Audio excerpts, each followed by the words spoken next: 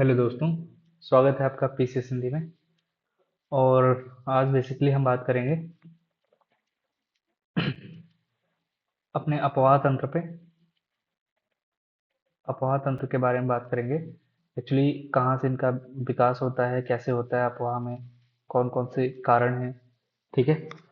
तो इसके साथ साथ ही हम देखेंगे सबसे पहले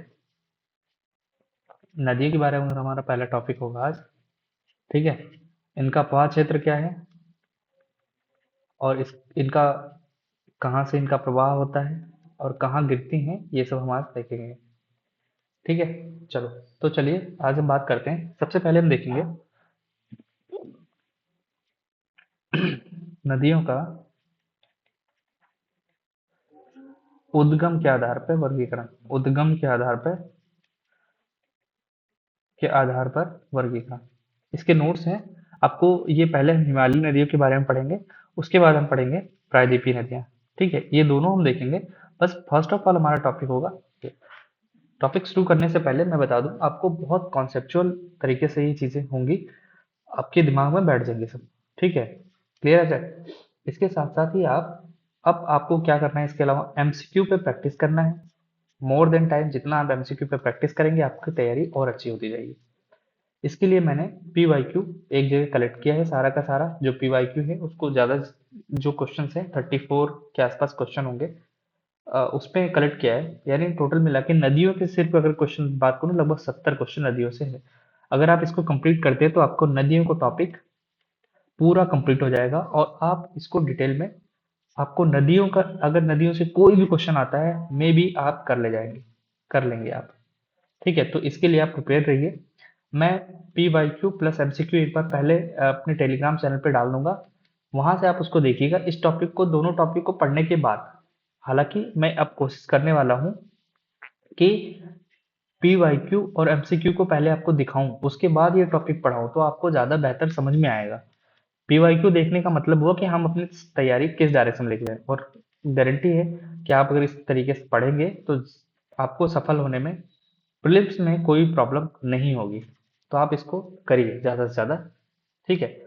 सो इसी वजह से थोड़ा हमें लेट हो गया, थोड़ी चीज़ों को समझने में, एमसीक्यू तैयार करने में। सब हमारा मैटर तैयार है, अब डेली डेली क्लासेस आपकी अपलोड होती रहेगी। ठीक है, तो आप कंटिन्यू बना के रखिए।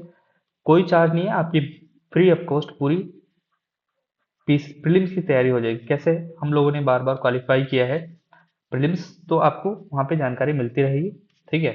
इसके साथ साथ ही हम GS3 का मेंस स्टार्ट करेंगे जल्दी ही, 15 तारीख से शायद स्टार्ट हो जाए GS3, क्योंकि इस बार 24 के एग्जाम में GS3 में बहुत सारे बच्चों को प्रॉब्लम्स रही हैं और कम से कम नंबर इसमें दिया गया है, तो इस पर हम यहीं से स्टार्ट करेंगे। जो टफ है वहां से पहले देखेंगे। ठीक है। तो अभी हम अफवाह तंत्र के बारे में बात कर लेते हैं। पहले जो हमारा टॉपिक चल रहा है, आप ध्यान से पढ़ते रहिए, आपको यहाँ से सारी सारी चीजें मिल जाएंगी। ठीक है। बस शेयर करिए, सब्सक्राइब करिए और ज़्यादा से ज़्यादा शेयर करिए। इतना ही चाहिए हमें। चलिए, तो सारा कंटेंट यहाँ पे मिल जाएगा आपको, पीडीएफ इसकी मिल जाएगी, आप वहाँ से लेके प्रिंट आउट करा सकते हैं। ठीक है, दैट्स ऑल। चलिए, तो हम नदियों के बारे में देख रहे थे। नदियाँ अफवाह के आधार पर, सॉरी, उद्गम के आधार पर दो भागों में बांट सकते हैं। एक हिमालय से निकलती हैं और दूसरी प्रायद्वीपीय भारत से। ठीक है, तो हिमालय से निकलने वाली इंपॉर्टेंट नदियां कौन सी हैं? सिंधु और उसकी सहायक नदियां है, दूसरा गंगा और उसकी सहायक नदियां, और तीसरा ब्रह्मपुत्र और उसकी सहायक नदियां है। क्वेश्चन हमारा पूरा, जहां भी कोई भी क्वेश्चन नदियों से आएगा लगभग आपका क्वेश्चन हो जाएगा यहाँ से। और दूसरा, प्रायद्वीपीय भारत से निकलने वाली नदियां में कृष्णा, गोदावरी, कृष्ण, कावेरी, गोदावरी, इसके अलावा अन्य नदियों में नर्मदा, ताप्ती, छोटी नदियां, महानदी, ये वगैरह भी हैं इसमें। तो हम सब देखें। और दूसरा है गिरने के आधार पर, गिरने की, भैया गिर कहाँ रही है, गिरने के आधार पर। तो भारत, अगर हम प्यारा भारत देखेंगे तो प्यारा भारत का जो पश्चिमी पार्ट है यहाँ वाला, ये है, यहाँ पे अरब सागर में कुछ नदियां गिरेंगी, यहाँ से आके ऊपर से सब गिरेंगी। ठीक है। और कुछ यहाँ से घूमते हुए इधर इस साइड में आके बंगाली खाड़ी में, यही दो जगह गिरेंगी। तो गिरने के आधार पर यानी इनका विसर्जन कहाँ हो रहा है, उसमें भी दो भागों में, एक अरब सागर और दूसरा बंगाली खाड़ी में नदियों, इसको भी हम देखेंगे। ठीक, ठीक है, चलिए सबसे पहले हमारा आज का टॉपिक हो हिमालय से निकलने वाली नदियां, और इसके बारे में जानते हैं, सिंधु, गंगा और ब्रह्मपुत्र। चलिए तो हम पहले इसके बारे में देखते हैं। तो हिमालय का अपोहा तंत्र अगर हम देखेंगे, हिमालय का अपोहा तंत्र, तो हिमालय के अपोहा तंत्र में पूर्ववर्ती नदियां क्या होती है। सबसे पहले एग्जाम में कई बार अगर आ जाता है, ये आए हुए पीवाईक्यू में है ये क्वेश्चन। अपोहा पूर्ववर्ती नदियां सिंधु, सतलज और ब्रह्मपुत्र नदियां हिमालय की उत्पत्ति से पूर्व तेथिस सागर में गिरती थी। सिंधु, सतलज और ब्रह्मपुत्र नदियां, सिंधु सतलज ब्रह्मपुत्र, यानी जिन नदियों का उद्गम भारतीय क्षेत्र से नहीं है बल्कि तिब्बती क्षेत्र से होता है, तो वो एक प्रकार की, इनकी उत्पत्ति हिमालय की उत्पत्ति से पूर्व हुआ है। ठीक है, तो इन नदियों को पूर्ववर्ती नदियां कहते हैं। पूर्ववर्ती का मतलब पूर्व की तरफ बहने वाली नदियां नहीं है, ठीक है, याद रखिएगा, कंफ्यूजन सबसे ज्यादा यही, पूर्ववर्ती आ रहा है भैया, अरे यार पूर्व की ओर बह रही होंगी, नहीं, ये पूर्व की ओर नहीं, मतलब इनका उद्गम जो हुआ है या इनकी उत्पत्ति हुआ है हिमालय की उत्पत्ति से पहले हुआ है, तो इन्होंने अपना जगह काट छाट के, अपनी हिमालय को काट छाट के बहती रही, कटाव होता रहा है, गहरापन बढ़ता गया है, इन्होंने अपना रास्ता खुद बना लिया है। ठीक है, तो ये नदियां कौन सी है, सिंधु, सतलज और ब्रह्मपुत्र। याद रखें, गंगा नहीं है, गंगा नहीं है, ठीक है, ब्यास वैस ये सब नहीं है, इंपॉर्टेंट है। सिंधु नदी, सबसे पहले हम सिंधु नदी के बारे में बात करते हैं।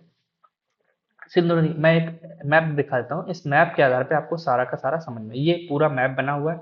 अब देखिए सिंधु नदी ना, यहाँ पे सिंधु नदी का उद्गम यहाँ पे बोखरचू हिमनद है तिब्बत क्षेत्र में, यहाँ से इसका उद्गम होता है। इसके बाद ये दमचौक के पास एंटर करती है इंडिया में, और बहते हुए लेह लद्दाख क्षेत्र में, लेह लद्दाख में होते हुए आगे बढ़ती है। बढ़ते बढ़ते चिल्लास के पास ये पाकिस्तान में प्रवेश करती है, और फिर पाकिस्तान बहते हुए अरब सागर में गिर जाती है। याद हो गया, ठीक है। कहाँ से उद्गम हुआ इसका, बोखरचू ग्लेशियर, बोखरचू हिमनद कहाँ है, तिब्बत में, कहाँ है, तिब्बत में, ठीक हो गया, इसका उद्गम हुआ। क्लियर है। और ये जो दो पहाड़ों के क्षेत्र में बहती है, लद्दाख और जास्कर क्षेत्र में, लद्दाख और जास्कर क्षेत्र में बहती है। ठीक, अब इसकी सहायक नदी, सबसे पहले आप देख लेते हैं, इसके बारे में पढ़ लेते हैं। देखिए, जम्मू कश्मीर में सिंधु नदी जम्मू सिंधु गार्ज के माध्यम से भारत में प्रवेश करती है, सिंधु गार्ज के माध्यम से। सतलज नदी का प्रवेश हिमाचल हिमाचल प्रदेश पे सिविकला गार द्वारा भारत में प्रवेश होता है, और ब्रह्मपुत्र का कोरबा गार द्वारा भारत में प्रवेश करता है। ये मतलब पूर्ववर्ती नदियों के जहां जहां एंटर किया वो सिंधु गार्ज बनाती है, सिविकला गार्ज और कोरबा गार्ज, कोरबा गार्ज, ब्रह्मपुत्र। सबसे पहले हम सिंधु की बात कर रहे थे। सिंधु का जो उद्गम हुआ मानसरोवर झील के पास है, चेम युंगदुंग ग्लेशियर, ठीक है, चेम युंगदुंग ग्लेशियर। एक मिनट मैं एक बार चेक कर लेता हूँ, आई थिंक इसका जो होगा बोकोरचू ही होगा। लेट्स सी, एक बार मैं चेक कर लेता हूँ, वेट अ मिनट। ठीक है, तो ये हमारा चेमयुंगदुंग ग्लेशियर नहीं है एक्चुअली, यहाँ यमदुंग, ये नहीं होना चाहिए, यहाँ इसकी जगह हम क्या लिखेंगे,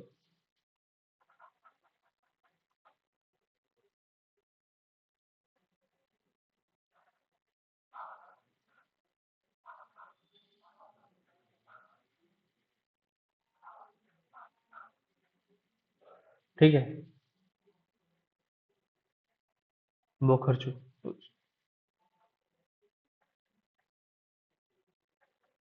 बोखरचू हिमनद से सिंधु नदी का उद्गम होता है। ठीक, मानसरोवर झील के पास बोखरचू हिमनद से इसका उद्गम होता है।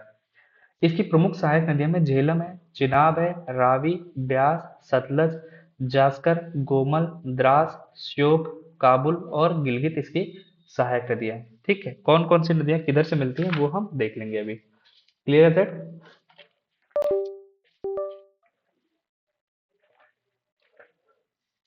चलिए, तो एक चीज, बाईं ओर से कौन सी नदियां मिलती हैं, सतलज, बाईं मतलब ये इधर से गुजर रही है, बायां इस साइड से, सब सतलज, ब्यास, रावी, चिनाब, ये सब जो इतना है ना, सतलज, ब्यास, रावी, चिनाब, झेलम, जास्कर, स्यांग और सिगार, ये सब बाईं ओर से मिलने वाली नदियां हैं, और दाईं ओर से अन्य नदियां जो हैं वो सब दाईं ओर से मिलती हैं। ठीक, इसमें अगर देखा जाए तो मैं एक ही टॉपिक का बेसिकली सब डिस्कस कर दूंगा। देखिए, जो झेलम नदी का उद्गम होता है बेरी नाग झील से निकलकर बुलर झील में मिलती है, और आगे पाकिस्तान में चिनाब से जुड़ जाती है। वेरीनाग अगर मैं बात करूं, ये जो झेलम नदी की बात करूं, तो झेलम नदी का उद्गम स्थल हमने भी देखा। अभी मैं मैप में सब दिखा दूंगा, पहले इसको पढ़ लेते हैं, उसके बाद हम सब मैप में देख लेंगे। ठीक। झेलम नदी, अगर हम झेलम नदी को देखें तो इसका बेसिकली जे एंड के से होकर गुजरती है। जे एंड के, बुलर लेक, जे एंड के से बुलर लेक, और बुलर लेक सीधे पाक में चली जाती है। आपको ये पीडीएफ मिल जाएगी, आप वहां से देख सकते हैं। ठीक है। तो झेलम नदी का उद्गम कहाँ हुआ? जे एंड के में पाक, जे-एन-के प्लस पाक, ये दो भारत में जे-एन-के और फिर पाक में बह जाती है। बुलर लेक से होके जाती है, इसलिए ये ताजा पानी इसमें हमेशा भरा रहता है, ताजा पानी आता रहता है। यानी जैसे मान लीजिए ये यहाँ से उद्गम हुआ, ये यहाँ पे आई या फिर इधर से निकल गई, तो इसमें पानी हमेशा कंटिन्यू भरा रहता है, इसलिए ये हमेशा ताजी बनी रहती है। बुलर लेक। ठीक, बुलर लेक। क्लियर है? ठीक है। चिनाब नदी, ये बेसिकली सिंधु नदी की सबसे बड़ी सहायक नदी है। कैसे? जल के आधार पर इसमें जल ज्यादा है, झेलम की अपेक्षा जल ज्यादा है चिनाब में, जो बाड़ा लाचा दर्रे से निकलती है। चिनाब नदी का उद्गम बेसिकली चंद्र और भागा नामक दो धाराओं से, चंद्र और भागा नामक दो धाराओं से होता है। चंद्र और भागा नामक दो धाराओं से, बीच में बाड़ा लाचा दर्रा है, तो बाड़ा लाचा दर्रा से चिनाब नदी। ठीक, बीच में बाड़ा लाचा दर्रा है, चंद्र और भागा नामक दो धाराओं से होता है, और ये निकलती है चंद्रताल और सूरजताल से। चंद्रताल, सूरजताल, चंद्रताल, सूरजताल। याद रखिएगा इसको, आप इसका प्रिंट आउट निकाल के फिर से इसको पढ़िएगा, आपको क्लियर हो जाएगा। चिनाब नदी चंद्र और भागा धाराओं से होता है, और ये चंद्रताल और सूरजताल से निकलती है। और निकलने के बाद बेसिकली चिनाब जो नदी है, वो तीन जगहों से, एचपी यानी Himachal Pradesh plus Himachal Pradesh, J and K plus Pak से होकर गुजरती है। तो आपको पता होना चाहिए जे एंड के, हिमाचल प्रदेश में बाड़ालाचा दर्रा है, और बाड़ालाचा दर्रे के पास में ही दो झीलें हैं, चंद्रताल और सूरजताल। इनसे ही दो धाराएं, चंद्र और भागा नामक धाराएं निकलती हैं, और इससे ही चिनाब नदी, जब दोनों मिलती हैं तो ये चिनाब नदी का रूप धारण कर लेती है। ठीक। उसके बाद हम अगर रावी नदी की बात करें, तो रावी नदी रोहतांग दर्रे से निकलती है और चिनाब नदी में मिल जाती है। रावी नदी basically HP Himachal Pradesh plus Punjab plus जे और प्लस पाक, ये इतने राज्यों और पाकिस्तान से होकर बहती है। हिमाचल प्रदेश जाएगी, निकलेगी, उद्गम भी हिमाचल प्रदेश से, वो रोहतांग दर्रे से, रोहतांग दर्रे से ही एचपी यानी हिमाचल प्रदेश, पंजाब और जे होते हुए पाक में चली जाती है, पाकिस्तान चली जाती है। सतलज नदी बेसिकली मानसरोवर लेक के पास एक राक्षस ताल है, राक्षस ताल या राक्षस ताल भी कहते हैं, यहाँ से, और ये सिपकिला दर्रे से भारत में एंटर करती है, और इस पर प्रसिद्ध जो एक बांध है, भाखड़ा नागल बांध, इसी पर बना हुआ है। स्पीति इसकी प्रमुख सहायक नदी है। प्रमुख सहायक नदी कौन है? स्पीति। किसकी? सतलज की। इसके साथ ही अगर मैं बात करूं, बेसिकली एक बहुत इंपॉर्टेंट नदी है झेलम की। झेलम की एक सहायक नदी जो हमारे एग्जाम में कई बार आ चुका है, वो आप इसको नोट कर लेंगे। ठीक है, नोट कर लीजिए कौन सा है, कौन सी नदी है, मैं लिख देता हूँ यहाँ पे, आप इसको नोट कर लिए करते रहिएगा। जो इंपॉर्टेंट होगा आप इसको खट से नोट कर लो। कैसे? कौन सी? एक झेलम नदी की सहायक नदी है किशन गंगा, किशन गंगा, और एक और है पुछ। दो इंपॉर्टेंट नदियां हैं सहायक, किशन गंगा और पुछ किसकी? झेलम की प्रमुख नदियां हैं। क्लियर है सर? सतलज नदी से भाखड़ा नागल बांध बनता है, निकलता है हरिके, और यहीं से बेसिकली पंजाब, हरिके बैराज, यहीं से एक नदी निकलती है। कौन सी? इंदिरा, इंदिरा गांधी नहर, नहर निकलती है, इंदिरा गांधी नहर यहीं से निकलती है, जिससे पंजाब को अधिक मात्रा में पानी मिलता है। क्लियर? चलिए, तो हमने ये सब चीजें देख ली। हमने पढ़ लिया, झेलम के बारे में देख लिया, चिनाब की देख लिया, चंद्रभागा से मिलकर बनती है चिनाब, कहाँ पे? बाड़ालाचा दर्रा, बाड़ालाचा दर्रा, बैरीनाग झील। उसके बाद चिनाब, रावी देख लिया, रावी रोहतांग दर्रे से, रोहतांग, और सतलज नदी, सतलज नदी याद रखना, सिपकिला दर्रा, स से सतलज है, स से सिपकिला है, र से रावी है, र से रोहतांग है। कंफ्यूजन क्रिएट होता है यहाँ पे, तो मैंने आपको बता दिया। स से सतलज, स से सिपकिला, र से रावी, र से रोहतांग, चिनाब, बाड़ालाचा, झेलम, ये आपको क्लियर हो गया होगा, आई होप। ब्यास नदी भी रोहतांग दर्रे के पास से निकलती है, ब्यास नदी, ब्यास नदी हो गया। ठीक है, तो आपको पता होना चाहिए। ठीक, ब्यास नदी। ब्यास और रावी दोनों रोहतांग दर्रे के पास से होकर गुजरती हैं या निकलती हैं। क्लियर है सर? अब ये मैप देख लो ध्यान से। ठीक, ये जैसे देखिए ये हमारा हो गया, मैं अलग अलग का मार्क कर दे रहा हूँ, ये हमारे हो गया, ये हमारा हो गया सिंधु नदी।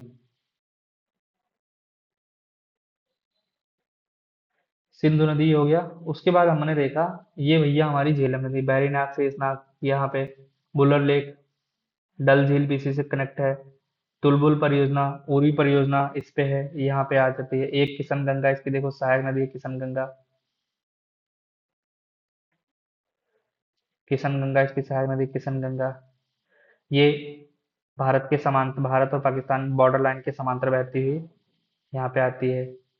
ठीक हो गया, ये हमारी हो गई। ठीक, एक पुच्छ नदी भी इसी की सहायक नदी, पुच्छ हो गया इसकी सहायक नदी, ये हो गया। इसके बाद हम देखेंगे चिनाब नदी। चिनाब नदी बेसिकली चंद्र और भागा दो धाराओं से चिनाब नदी का उद्गम हो रहा है। कैसे, ये देख लीजिए। ठीक है, यहाँ पे बाद में से चंद्र भागा दो धाराएं हैं। सलाल परियोजना चिनाब नदी पे है, बगल बिहार तुलबुल ये सब कितनी, ये सारी परियोजनाएं किस पे हैं, चिनाब नदी पे हैं। सलाल, बगल बिहार, दुलहस्ती परियोजना ये सब किस पे हैं, इस पे हैं। ठीक, उसके बाद रावी नदी देखिए, रावी नदी रोहतांग दर्रे से हो रही है, रावी नदी रोहतांग। ठीक है, रावी नदी इसी पे थीन बांध रावी नदी पे है, लास्ट पी वाई क्यू है। ठीक है, पीसीएस का पी वाई क्यू रोहतांग दर्रे से हो गया, ये बाड़ला चदर्रा हो गया यहाँ पे। उसके बाद ब्यास कुंड, ये भी रोहतांग दर्रे के पास है, ब्यास नदी सतलज में मिलती है। ठीक है, और सतलज नदी आप देखेंगे, सतलज नदी कहाँ है, मानसरोवर लेक के पास से, यहाँ पे राकस ताल से निकलती है, सिपकिला दर्रे से, राकस ताल सिपकिला दर्रा। ठीक है, यहाँ पे होते हुए आई ये कपूरथला वगैरह सतलज नदी, और यहाँ पे आके ये मिल गई। क्लियर है सर? और ये पूरा पानी विसर्जित हो गया इसमें। ठीक, ये हमको पंचरत्न मैंने बना दिया। राकस ताल यहाँ हो गया, देखिए राकस ताल, मानसरोवर झील, बोखरचू झील, ये सब आपको पता होना चाहिए। रोहतांग दर्रा, बाड़ाला चाहिए, ये सब हम डिस्कस कर चुके हैं। देखिए पौंग बांध, पडोह बांध, ये सब ब्यास नदी पर है। पौंग बांध, पडोह बांध ब्यास नदी पर है। इसमें जब हम वो पढ़ेंगे बांध तो वहां पे भी हम देखेंगे इसको। नाथपा झाकड़ी बांध, भाखड़ा नाकल बांध, ये सब आपका किस पे, सतलज नदी पे। तो यहाँ पे हमने सिंध और उसकी सहायक नदियां अब देख लिया, कहाँ कहाँ से क्या हो रहा है सब आपको मैप से आप इसको प्रिंट आउट निकलवा सकते हैं। इंदिरा गांधी नहर मैंने बता दिया वो भी कहाँ से निकल रही है, यहाँ से। ठीक, कराची के पास ये अरब सागर में गिर जाती है। इसी की गोमल, इसकी पाकिस्तान से निकली एक नदी है गोमल नदी। ठीक है, जो कि इसी सिंधु नदी में मिलती है। तो कौन सी है, गोमल नदी। तो हमने इसको देख लिया। हमने क्या देखा, सिंधु और उसकी सहायक नदियां, सारा का सारा डाटा देख लिया, जो हमारे एग्जाम पॉइंट ऑफ व्यू से है वो सब इसमें है। ठीक है, इसके अलावा मुझे नहीं लगता कोई भी एक क्वेश्चन यहाँ से बन सकता है। बनने को तो कुछ भी बनेगा, लेकिन आपके एग्जाम पॉइंट ऑफ व्यू से इम्पोर्टेंट खत्म हो चुका है। ठीक, अब हम बात करेंगे गंगा और उसकी सहायक नदियां। गंगा और उसकी सहायक नदियां 30 मिनट में हमारा सारा का सारा टॉपिक क्लियर होना चाहिए, देख लेते हैं। सबसे पहले देखिए कुछ ग्लेशियर्स हैं, वो हम पहले देख लेते हैं, ग्लेशियर के बारे में पहले देख लेते हैं क्या है इसमें।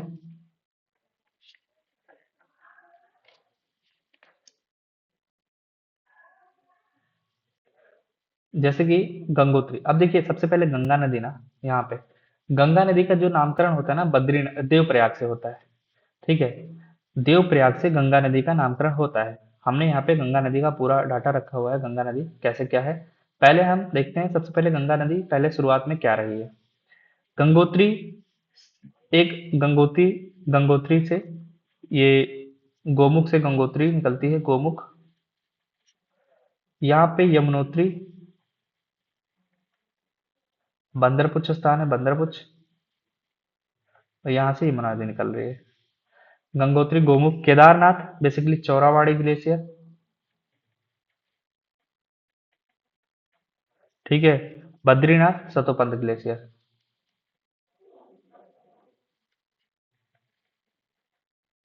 ये है। अब इसको हम डिटेल में देख लेते हैं। ठीक, मंदाकिनी नदी आपका केदारनाथ से निकल रही है, और बद्रीनाथ से बेसिकली सतोपंथ ग्लेशियर, अलकनंदा नदी।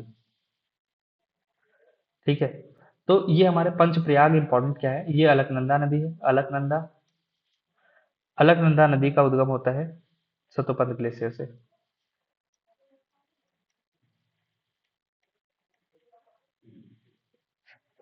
ठीक है, सतोपंथ ग्लेशियर से इसका होता है। हमारे लिए इंपॉर्टेंट क्या है, ये तो अलकनंदा नदी हो गई। बद्रीनाथ में चौराबाड़ी ग्लेशियर से आपका मंदाकिनी नदी निकलती है, चौराबाड़ी ग्लेशियर केदारनाथ। तो ये आप थोड़ा सा ध्यान दीजिए। मैं इस मैप को यहाँ लेके आता हूँ। इंपॉर्टेंट क्या है कि हमें यहाँ पंच प्रयाग करने के लिए याद करना है। सबसे पहले देखिए, जो अलकनंदा नदी है ना, ये वाली अलकनंदा नदी, ये जो आई है ना, ये अलकनंदा नदी सबसे पहले आती है। जब अलकनंदा नदी का उद्गम कहाँ से होता है, सतोपंथ ग्लेशियर से होता है। सतोपंथ ग्लेशियर से होता है। सतोपंथ ग्लेशियर से अलकनंदा नदी का उद्गम होता है। ठीक है, और ये जब आगे आती है तो यहाँ पे सबसे पहली नदी मिलेगी धौली गंगा। धौली गंगा मिलेगी, और धौली गंगा बेसिकली यहाँ पे एक प्रयाग बनाएगी। कौन सा है, विष्णु प्रयाग। सबसे पहले विष्णु प्रयाग, धौली गंगा मिली, विष्णु प्रयाग बन गया। अलकनंदा नदी और नीचे आई तो यहाँ पे एक और नदी आगे मिली। कौन सा नाम है, नंदाकिनी, तो नंद प्रयाग बन गया। सबसे ऊपर विष्णु प्रयाग, फिर नंद प्रयाग। फिर उसके नीचे आए तो नंद प्रयाग के बाद हमारा एक पिंडर नदी आई, तो यहाँ पे कर्ण कर्ण प्रयाग बन गया। कर्ण प्रयाग यहाँ पे। उसके बाद फिर से और नीचे आई अलकनंदा, तो एक नदी आई यहाँ पे मंदाकिनी। जो मंदाकिनी नदी थी, ये कहाँ से निकल रही थी, मंदाकिनी नदी केदारनाथ के चौराबाड़ी ग्लेशियर से। तो यहाँ पे बेसिकली चौराबाड़ी ग्लेशियर से मंदाकिनी, तो यहाँ पे तो रुद्रप्रयाग, रुद्र सबसे नीचे होगा। और फिर अलकनंदा और आगे सबका पानी लेके आई, तो यहाँ पे एक प्रयाग है। यहाँ पे गंगोत्री से निकलने वाली जो भागीरथी नदी है, वो सब अपना पानी लाके यहाँ पे गिराती है अलकनंदा में। तो यहाँ पे स्थान है देवप्रयाग। सबसे ऊपर विष्णु प्रयाग, फिर नंद, फिर कर्ण, फिर रुद्र। याद रखिएगा, विष्णु सबसे ऊपर है, नंद उसके नीचे है, और नंद के नीचे कृष्ण है। और कृष्ण इन सबके सबके कौन है, रुद्र। रुद्र, ठीक है, रुद्र के नीचे देव, देवों के देव महादेव नीचे सबसे नीचे आएंगे। ठीक है, तो देव प्रयाग सबसे नीचे, सबसे विष्णु, नंद, कर्ण, रुद्र और देव। आपको इंपॉर्टेंट क्या है ना, कर्ण प्रयाग में पिंडर नदी, नंद नंदाकिनी नंद प्रयाग, और धौली गंगा विष्णु। ठीक है, मंदाकिनी रुद्रप्रयाग। तो आपको ये इंपॉर्टेंट ये चीजें याद रखनी है। बद्रीनाथ, ये जो है ना, बद्रीनाथ में सतोपंथ ग्लेशियर कहाँ है, बद्रीनाथ में। ये सतोपंथ ग्लेशियर बद्रीनाथ में है। इसके लिए छोटे छोटे ग्लेशियर से यहाँ से ये जल निकल रहा है, इसको हमने उतना याद नहीं रखना है। Dhauli Ganga I think Milam glacier से निकलता है, एक बार कंफर्म कर लीजिएगा, शायद आई थिंक मिलम ग्लेशियर के आसपास से निकलती है। तो हमारे लिए इतना इंपॉर्टेंट होना चाहिए कि पंचप्रयाग में कौन कौन से, यहाँ से एग्जाम में क्वेश्चन आता है मैचिंग के लिए। आपको इतना डिटेल में तो नहीं, कम से कम इतना, धौली गंगा, विष्णु प्रयाग, नंदाकिनी नंद प्रयाग, पिंडर नदी, पिंडर कर्ण प्रयाग, रुद्र प्रयाग में मंदाकिनी, और देव प्रयाग में भागीरथी और अलकनंदा। यहाँ पे भागीरथी और अलकनंदा मिलती है, और यहीं से गंगा का नाम गंगा पड़ जाता है।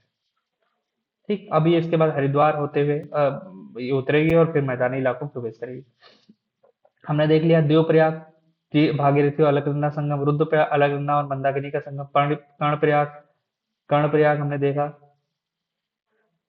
कर्ण प्रयाग। ठीक है, कर्ण प्रयाग में अलकनंदा और पिंडार, अलकनंदा और नंदाकिनी, धौली, ये सब हम ऑलरेडी देख चुके हैं। तो आप मैप के थ्रू इसको समझने का प्रयास करिएगा, आपको सारा का सारा क्लियर हो जाएगा। गंगा नदी से जुड़े अन्य तथ्य हैं। बांग्लादेश में इसका नाम, जब इंडिया में बहते हुए आगे बढ़ के जाती है, बांग्लादेश में जाती है, तो इसका नाम हो जाता है पद्मा। और फिर इसमें आके ब्रह्मपुत्र नदी मिलेगी, तो ब्रह्मपुत्र नदी मिलने के बाद इसका नाम हो जाएगा जमुना। और फिर एक और नदी आएगी मेघना, तो फिर इसका नाम हो जाएगा मेघना। और मेघना नाम से ही ये बंगाली खाड़ी में डेल्टा बनाते हुए, सुंदरवन डेल्टा, विश्व का सबसे बड़ा डेल्टा बनाते हुए उसमें गिर जाएगी। ठीक है, बंगाली खाड़ी में। अब अगर मैं इसकी सहायक नदी की बात करूं, तो गंगा की एकमात्र सहायक नदी जिसका उद्गम स्थल मैदान यानी फुलहर झील, गोमती नदी है, वो पीलीभीत में पड़ता है, वहां से निकलते हैं। यूपी के जीके के हिसाब से, स्टैटिक जीके के हिसाब से यूपी के इंपॉर्टेंट है पीलीभीत की फुलहर झील। ठीक है, होता है गंगा और गाजीपुर में गंगा से मिल जाती है। दक्षिणी पठार से जो गंगा में मिलने वाली नदियां वो टोंस है और सोन है, जो डायरेक्ट आके गंगा में मिलती है। इसके अलावा अन्य नदियां भी हैं जो यमुना की सहायता से गंगा में मिलती हैं, तो ये इंपॉर्टेंट। हमारे लिए अब गंगा की सहायक नदियों में सबसे पहले देखेंगे कि सबसे पहले यहाँ से गंगा हमारी आ गई, हमने देख लिया गंगा का उद्गम कैसे हुआ, अलकनंदा और भागीरथी के मिलने से इसका उद्गम हुआ। अलकनंदा में अलग अलग जगहों पे अलग, सबसे धौली गंगा मिली तो विष्णु प्रयाग बना, फिर नीचे आई नंदाकिनी मिली तो नंद प्रयाग बना, उसके नीचे आए तो पिंडार नदी मिली, कर्ण प्रयाग बना, उसके नीचे आए तो फिर उधर से मंदाकिनी नदी मिली तो क्या बना, रुद्र प्रयाग बना, और सबसे नीचे आए तो जब भागीरथी नदी मिली तो वहां पे देव प्रयाग बन गया। ये हमारा डिटेल था। इसके बाद आगे बढ़ी तो इसका नाम वहीं से गंगा पड़ गया, फिर मैदानी क्षेत्रों में हरिद्वार होते हुए नीचे उतरी, बिजनौर होते हुए फिर यूपी के अदर भागों में, अदर क्षेत्रों में बहते हुए फिर बंगाली की खाड़ी की तरफ बहती चली गई। जब ये बांग्लादेश पहुंची तो इसको पद्मा नाम से जाना गया, और फिर इससे ब्रह्मपुत्र मिली तो उसके बाद जमुना नाम से जाना गया, और फिर एक मेघना नदी, छोटी नदी जो भारत के पूर्वी क्षेत्र से मिली, वहां से निकलते हुए आई। ठीक है, मेघना नदी आई यहाँ पे मिली और इसका नाम क्या पड़ गया, मेघना, और मेघना नाम से ही ये फिर बंगाली खाड़ी में डेल्टा बनाते हुए गिर जाएगी। ठीक है। प्रमुख सहायक नदियों में कन्नौज में रामगंगा, रामगंगा सबसे पहली सहायक नदी, रामगंगा के बाद यमुना, जो कि इधर से आके मिलेगी, यमुना प्रयागराज में, फिर गोमती, गोमती के बाद घाघरा, घाघरा बाद गंडक, गंडक के बाद बूढ़ी गंडक, फिर लास्ट में एक ये बिहार का सूप किसको बोलते हैं, कोसी नदी, कोसी या राप्ती बोलते हैं, और लास्ट में आके महानंदा नदी इसमें मिलेगी, जो कि सिक्किम से निकलती। ठीक, तो ये हमारे, ये मैंने मैप में बना रखा है, जैसे यहाँ पे अलग अलग, छपरा में घाघरा में, पटना में सोन नदी, सोन नदी बेसिकली नीचे से आएगी, सोन नदी प्रायद्वीपीय क्षेत्र की नदी है जो यहाँ से आकर मिलेगी इसमें। ठीक है, हाजीपुर में गंडक, कटिहार, कोसी, ये सब हम, ये जगह के नाम हमें याद होने चाहिए बीपीएससी के लिए, ये सब इम्पोर्टेंट है। अब मैं थोड़ा सा जूम करता हूँ, ये नदियों को दिखाता हूँ आपको। देखिए यही चीज हमने अभी बात किया है, यहाँ से यमुनोत्री नदी निकली बंदरपुर से। ठीक है, यमुनोत्री, यमुना नदी निकली, दिल्ली होते हुए मथुरा, आगरा होते हुए इटावा, इटावा में गई, इटावा में इसकी एक सहायक नदी है यमुना की, चंबल नदी, ये आके मिली इससे। ठीक है, चंबल नदी, और चंबल नदी, इसके अलावा सिंध नदी भी इसकी सहायक नदी यमुना की, सिंध के बाद बेतवा, बेतवा के बाद केन, तो याद रखिएगा चंबल, सिंध, बेतवा, केन, ये सब यमुना की सहायक नदी हैं, और यमुना नदी आगे आके प्रयागराज में अपना सारा पानी गंगा में गिरा देती है। गंगा की नदी के हिसाब से देखेंगे तो मैंने यहाँ पर बताया विष्णु गंगा, विष्णु प्रयाग, अलकनंदा और धौलीगंगा मिले तो विष्णु प्रयाग। ठीक है, उसके बाद अलकनंदा आगे बढ़ी, फिर हमने देखा नंद प्रयाग, नंद के बाद कर्ण प्रयाग, रुद्र प्रयाग, देव प्रयाग ऑलरेडी हम देख चुके हैं। यहीं पे गंगोत्री ग्लेशियर से निकली तो भागीरथी नदी, यहाँ पे भिलंगना, भिलंगना इसकी सहायक नदी जिस पे टिहरी बांध स्थित है ऑलरेडी। ठीक है, देख चुके हैं हम। ठीक है, मंदाकिनी, ये सब केदारनाथ, ये ऑलरेडी हम इन सब चीज़ों के बारे में, चौराबाड़ी ग्लेशियर केदारनाथ में, तो हम इस पर डिस्कस कर चुके हैं। आप इसको प्रिंट आउट करा के पढ़िएगा, बहुत मजा आएगा। ऋषिकेश, हरिद्वार होते हुए बिजनौर होते हुए जब प्रवेश करेगी तो कन्नौज में पहली इसकी सहायक नदी मिलेगी रामगंगा। रामगंगा जिम कार्बेट से होकर बहती है, और ये नामिक ग्लेशियर से होके, जो कि उत्तराखंड में है, नामिक ग्लेशियर उससे निकलती है, और रामगंगा नदी, ठीक है, बरेली बदायूं होते हुए ये कन्नौज के पे गन्ना गंगा में मिल जाती है, कन्नौज स्थान पे। ठीक है, कानपुर, उसके बाद कानपुर, प्रयागराज आई, प्रयागराज में आपका यमुना मिली आके, यमुना के बाद फिर मतलब अगली नदी गोमती नदी, जो कि पीलीभीत से निकलती है मैदानी क्षेत्र से। ठीक, और फिर जौनपुर होते हुए गाजीपुर में आके मिल जाती है गंगा से, गाजीपुर में गंगा से मिलती है। उसके बाद एक घाघरा नदी, इंपॉर्टेंट नदी है घाघरा। ठीक है, मिलाप ग्लेशियर से, ठीक है, मिलाप ग्लेशियर से और भारवा चुंग ग्लेशियर से मिलके करनाली नदी के नाम से, करनाली, मिलाप ग्लेशियर से शारदा नदी निकली, और भारवा चुंग से ग्लेशियर से करनाली नदी, ये दोनों मिलेंगी। ठीक है, और मिलने के बाद ये आगे सरयू में इसी से एक नदी मिलेगी, सरयू नदी, जो कि अयोध्या से होते बहेगी, और एक राप्ती नदी भी इसी की सहायक नदी है। ये सब आके मिलेगी और घाघरा नदी अपना रूप धारण करके छपरा में आके गंगा से मिल जाएगी। ठीक है, राप्ती भी इसी की सहायक नदी, किसकी, घाघरा की। राप्ती, सरयू, ये इसकी, शारदा और करनाली, ये दोनों मिला के घाघरा नदी में, करनाली को ही घाघरा के नाम से जानते हैं। ठीक है, उसके बाद गंडक नदी देखेंगे, पटना स्थान पे गंडक नदी मिलती है। कुछ जो यहाँ पे कुछ इंपॉर्टेंट नदी है, सोन नदी अमरकंटक से निकलती है, और बाण सागर परियोजना इसी पे स्थित है सोनपुर में, सोन नदी मिल जाती है गंगा से। और एक और नदी पुनपुन नदी। पुनपुन नदी बेसिकली निरंजना नदी भी कहते हैं इसको, छोटा नागपुर पठार क्षेत्र से निकलेगी और सीधे कहाँ मिलेगी, फतुहा स्थान पे बिहार में गंगा से मिल जाएगी।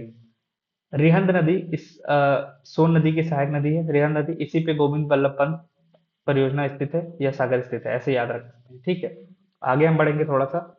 तो हाँ, आगे देखेंगे तो एक और नदी है ये इसी के बाद एक बेसिकली बूढ़ी गंडक आएगी। बूढ़ी गंडक यूपीएससी में एक क्वेश्चन आया था, बूढ़ी गंडक अलग है, ये भी है। इसके बाद ये गोसाई धाम ग्लेशियर से सप्तकोसी या कोसी नदी यहाँ से आके निकलेगी और यहाँ पे आके मिल जाएगी कोसी नदी, जो कि बिहार में आके इससे मिलेगी और इसे ही बिहार का शोक कहा जाता है, किसको, कोसी नदी को। एक और नदी है महानंदा, दार्जिलिंग पहाड़ी से निकलेगी और बेसिकली बांग्लादेश में आके इससे गंगा से मिलती है। और यहीं से एक फरक्का बैराज से गंगा नदी से एक और नदी निकाली जाएगी जिसे हुगली नदी यहीं से निकलेगी, यानी फरक्का बैराज से हुगली नदी। ये हुगली नदी की एक सहायक नदी है दामोदर नदी, इसी की एक सहायक नदी है। ठीक है, दामोदर नदी भ्रंश घाटी से होके बहती है। सब पीवाईक्यू के क्वेश्चन है। और मैंने इस पे बात किया है कि गंगा नदी बाद में पद्मा और फिर जमुना वगैरह नाम से बंगाली की खाड़ी में गिर जाती है, बस इतना है। तो ये इसकी डिटेलिंग मैंने दे दिया। इसके उद्गम स्थल वगैरह हमने सब देख लिया है, ये सब आपका प्रयागराज वगैरह वगैरह ये सब इसके इम्पोर्टेंट है। यमुना के बारे में देख लें तो यमुना को सहायक नदियां है। यमुना यमुना के बारे में थोड़ा देख लेते हैं। गंगा की सबसे लंबी सहायक नदी उद्गम यमुनोत्री हिमालय से, चंबल सिंधु बेतवा केन इसके दाहिने तट और टोंस हिंडन और सेंगर बाएं तट से मिलने नदी है। ये इसमें यमुना के अलग। सोन नदी का उद्गम उद्गम जो होता है अमरकंटक पहाड़ियों से होता है, पटना के समीप गंगा से मिलती है। गंडक नदी बृहद हिमालय नेपाल से होता है, पटना के समीप सोनपुर में गंगा से मिलती है। सब हम ऑलरेडी देख चुके हैं। ठीक है, यमुना नदी तंत्र के बारे में अगर देखोगे तो ये यूपी स्पेशल पीसेस के लिए है, पढ़ रहे हैं तो पीसेस के लिए ये इंपॉर्टेंट है। तो ये भी यमुनोत्री से निकलने के बाद ये सब क्या क्या चीजें हैं ये देख सकते हैं आप। ठीक है, फरीदाबाद बल्लभगढ़ मथुरा आगरा ये सब है। बनास इसकी सहायक नदी इटावा के पास मिलती है। चंबल नदी इटावा बनास इसकी सहायक नदी चंबल की। ठीक है, उसके बाद काली सिंध बेतवा ढलान नदी भी इसी के है। केन हो गया, यमुना यहाँ पे प्रयागराज में आके मिल जाती है। तो ये बेसिकली याद रखना है आपको बस। अब उसके बाद ब्रह्मपुत्र नदी है। तो आज के लिए हम इतना ही देखते हैं, अगले टॉपिक में ब्रह्मपुत्र नदी के साथ साथ में प्रायद्वीपीय भारत की नदियां देखेंगे, क्योंकि 30 मिनट से ज्यादा मैं वीडियो नहीं रखना चाहता हूँ। आपको इतना क्लियर हो गया, एक वीडियो में और पूरा का पूरा नदियां हमारी कंप्लीट हो जाएंगी और इसके बाद हम इसमें एमसीक्यू पे डिस्कस करेंगे, आपको समझ में आएगा और मजा आएगा। ठीक है, थैंक यू सो मच। ज्यादा से ज्यादा इसको शेयर करिए, सब्सक्राइब करिए। ठीक है, चलिए आगे मिलते हैं अगले वीडियो में। थैंक यू सो मच, जय हिंद।